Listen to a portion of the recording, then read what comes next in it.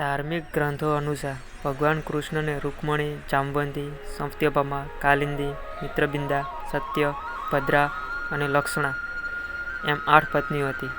ત્યારે મહાભારતમાં કરાયેલા ઉલ્લેખ અનુસાર રૂકમણી ભગવાન કૃષ્ણને પ્રેમ કરતી હતી અને તેમની સાથે લગ્ન કરવા માંગતી હતી.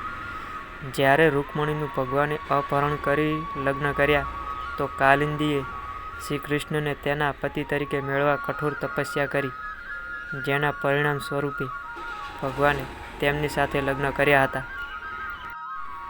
બીજી બાજુ ઉજ્જૈનીની રાજકુમારી મિત્રબિંદાએ સ્વયંવરથી હરી લાવ્યા હતા, તેમજ રજાક નગ્નજીતના 7 બળદોને હણી તેની પુત્રી સત્યાના સાથે લગ્ન કર્યા હતા અને બાદમાં કૈકેયીની રાજકુમારી ભદ્ર સાથે લગ્ન થયા હતા.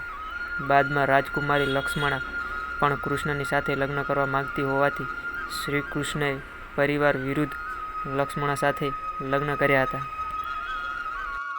ત્યારે 16,000 કન્યા સાથે ભગવાને કર્યા હતા લગ્ન. મિત્રો, વિડીયોને લાઈક કરી અને ચેનલને સબસ્ક્રાઈબ કરજો.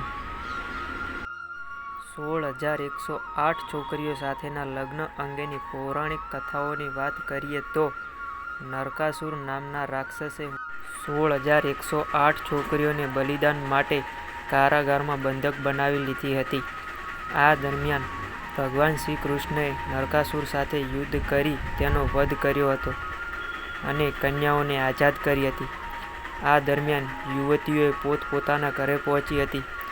જો કે પરિવારજનોએ તેમને અપનાવવાની ના પાડી હતી. આ વેળાએ ભગવાન શ્રી કૃષ્ણ 16,000 રૂપમાં પ્રગટ થયા અને તેમની સાથે લગ્ન કર્યા હતા. તો મિત્રો, તમને કયા પ્રકારના વિડીયો વધારે સારા લાગે છે કોમેન્ટ બોક્સમાં જણાવજો, જેથી કરીને અમે એના ઉપર વિડીયો વધારે બનાવીએ. જય શ્રી કૃષ્ણ.